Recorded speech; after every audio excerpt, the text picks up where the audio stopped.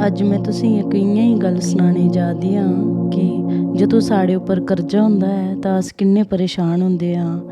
ते इ'यां ही इक जनानी होंदी ऐ ते ओह्दे 2 बच्चे होंदे ते ओह्दा घरेला मरी जंदा ते ओह् बड़ी परेशान होंदी, ओह्दे घरेले उप्पर कर्जा होंदा ते ओह् सोचदी कि हून मेरे बच्चें गी तां जिंदा असें कर्जा देना उ'नेंगी नौकर बनाई लैना। ते ओह् जंदी इक बंदे कोल जेह्का परमेश्वर गी जानदा होंदा ते आखदी कि मेरे हालात इ'यां दे न। ते ओह् आखदा कि तेरे कश केह् ऐ मैं तेरी मदद करी सकां। ते ओह् आखदी मेरे कश तां कुछ निं ऐ, खाल्ली इक जग तेलेआ ऐ।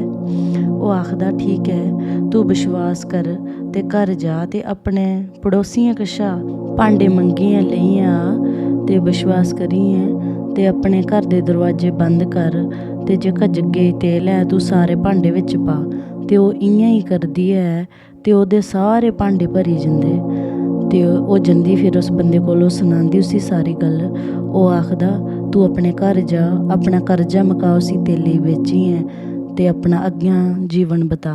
ते उन्नै उ'आं ही कीता ते घर आई ते बड़ी खुश होई ते परमेश्वर दा शुकर कीता।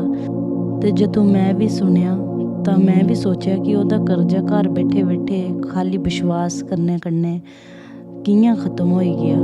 कि के पूरी दुनिया तां कर्जे हेठ दब्बी होई ऐ ते केईं लोग तां खुदकशी बी करदे हैन ते गलत कम्म करदे हैन कि कर्जा ऐ साढ़े उप्पर ते हून कोई रस्ता निं ऐ साढ़े कश।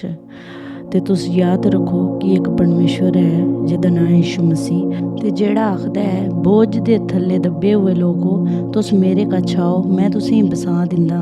ते जेकर तुस बी कर्जे हेठ दब्बे आओ तां तुस मेरे पिच्छे दुआ करो कि हे यीशु मसीह अस तेरे कश औंदे आं होर अपना कर्जा तुगी दिंदे आं। यीशु मसीह जियां तूं उस जनानियै दी मदद कीती, यीशु मसीह तू साढ़ी भी मदद कर। अस तेरे उत्ते भरोसा करदे आं, इस दुआ गी मंगदे आं यीशु तेरे नांऽ कन्नै, आमीन।